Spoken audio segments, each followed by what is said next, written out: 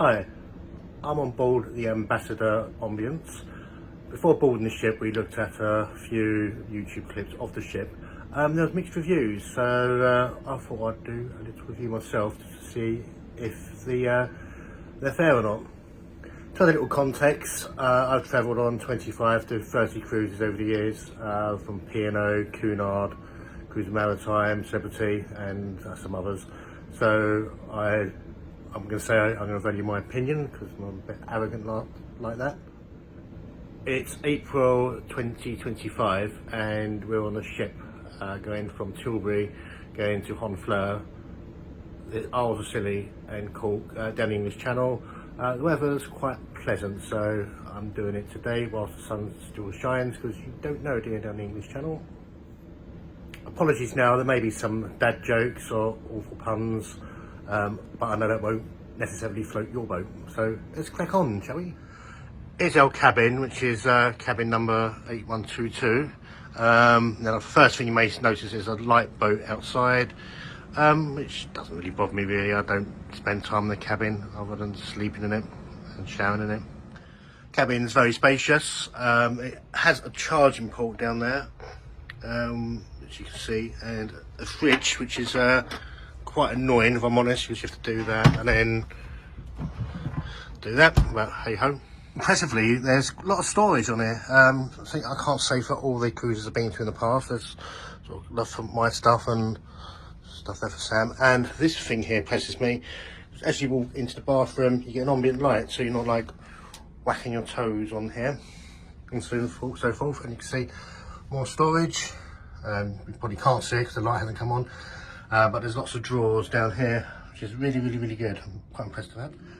Quite a standard bathroom, quite small. Shower curtain with an exceptionally powerful shower, so it sticks to you whilst you're using it, and you keep thinking, oh, how many fat asses have been against it, but it is what it is, isn't it? Curiously, the light switches are right by your bed, so you roll over the night, bang your head against them, and all the lights come on, so you think you're being abducted by aliens. And as you can see, we've got a telly in the corner.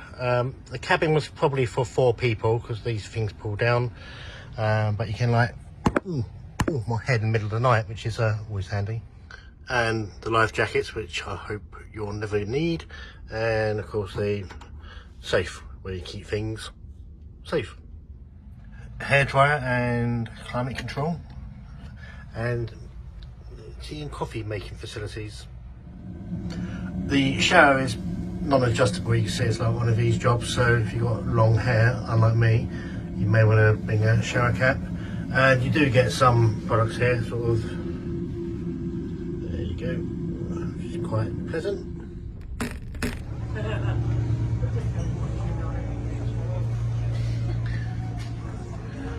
Just a few steps down from the cabin we have the Purple Turtle, which is a pub. We do a lot of pub quizzes, stage down, and decent area. Yeah, I like this area.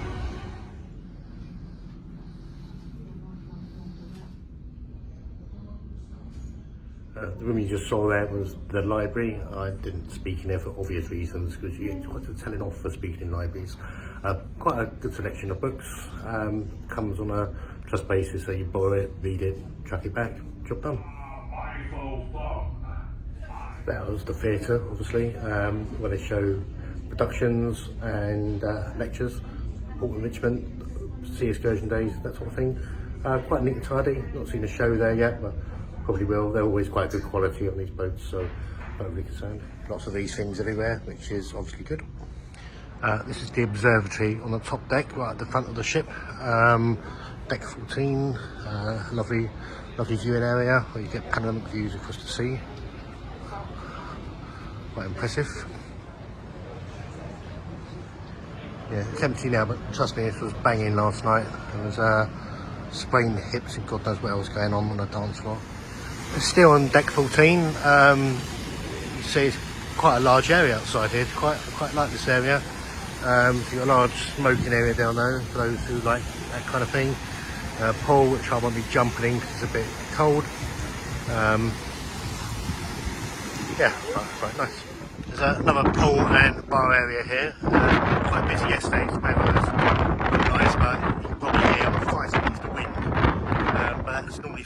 It's quite good.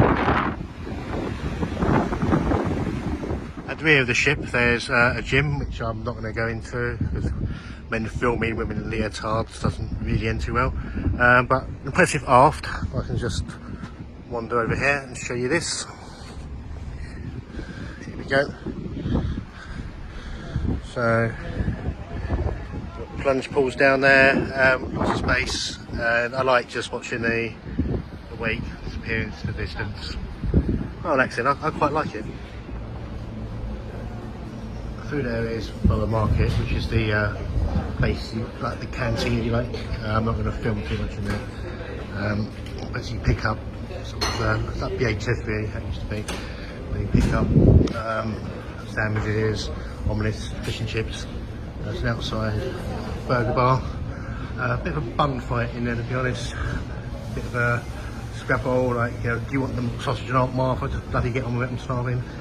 And one feature, just walking through deck 12 here, is they serve it to you rather than you're able to pick up yourself with tongs. It can be a bit frustrating, but we're going to try the dining section later. So yeah, still on deck 12, looking at the food halls. There's a big screen up there where they're showing a film of a sunken ship for some reason. And there's a coffee shop in the corner of deck 12, which is quite nice. Filming inside the lift, because one YouTuber said they only hold 4 people, but look, there's ample space in there. Look, I mean, Christ, I mean, how fat are they? Jesus, I mean, loads of space. It's a small casino if you want to waste some money.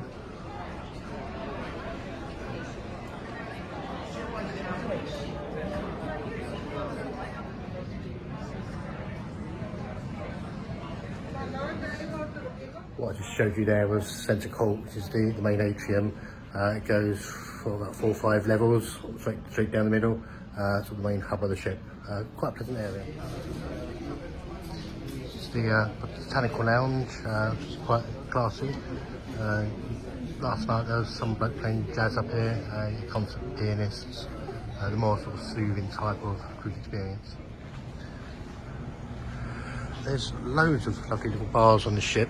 It's empty at the moment because it's about 11 in the morning, but yeah, it's quite plush, quite impressive. Certainly buzzed up here last night.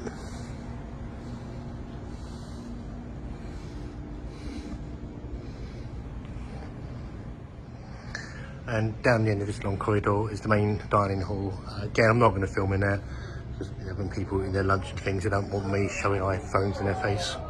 But I may try and grab a sneaky photo later on, because I'm good like that.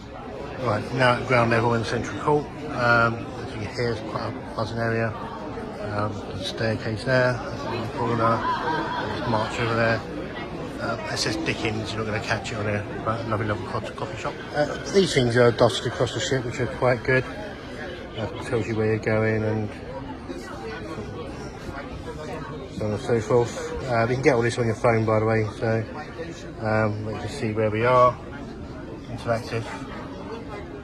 Every ship has one of these walls, which I like these walls. It tells you where the ship's been, so when they first dock somewhere, you get a little plaque. Like, it's been to, pick one example, Tromso. No, I've not been. Put a nose over here, shall we? Lerwick. Well, I'll be later on in the year. Hamburg, been to, been there as well. I'm just showing off now, aren't I? Montreal, come on, we've made a better effort than that. Portsmouth's quite good, like, little rock thing going on there. Come on, Portsmouth, you can do better than that. Barbados, I'll have to go there one day. Stam just shoved an old shed key on a plaque and went, there you go, that'll do. Oh, well done Auckland, like that. 7 out of 10 London, could do better. Best one is Le Havre, which ironically is probably the worst port I've ever been to. Top of the class, St Vincent, well done. I messed around with the Lego this morning and built these. Quick glance at the bar prices. Let's go straight to beer. Not too bad, and your wines are, I don't know where they are, so we'll jump to your gins, up to your wines, and of course you can get packages and what have you. I won't give you the price because they will vary from food to food.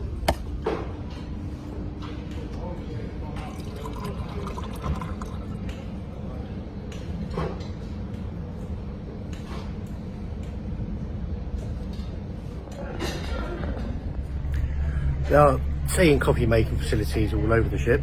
There was a water machine, which as you can see is a bit crap. It's like it's got startitis. It takes ages just to get any fluid out of it. So I'd recommend going and buy a couple of litre bottles on shore, which is what we're going to do. There are plenty of toilets on board though, which is quite handy after you've had a few. Little thing to get excited about, these little tables in between the sunbeds, which are empty at the moment because it's just about pour down. It's quite handy to put stuff on because a lot of ships they squidge the sunbeds up together. You haven't even got space to get out of them, so nice little touch there. So 24 hours in, it's been a good experience. Staff friendly, food's been great, entertainment's been good, ship's clean and tidy. A few grumbles, like the usual ones you'd get within the cafe. I don't like the fact you can't tong your own food onto the place. You have to queue up and get someone to do it for you. That's a bit annoying, but you can get around there because at lunchtime you can just go to the restaurant and get someone to serve it to you, like we did. There are spa treatments on board, speciality restaurants, hairdressers, that kind of thing. Nothing we're ever going to touch, so I'm not going to comment on them. So I'm going to leave it there. So I'm going to watch some random thing on the telly in the rain, as you do.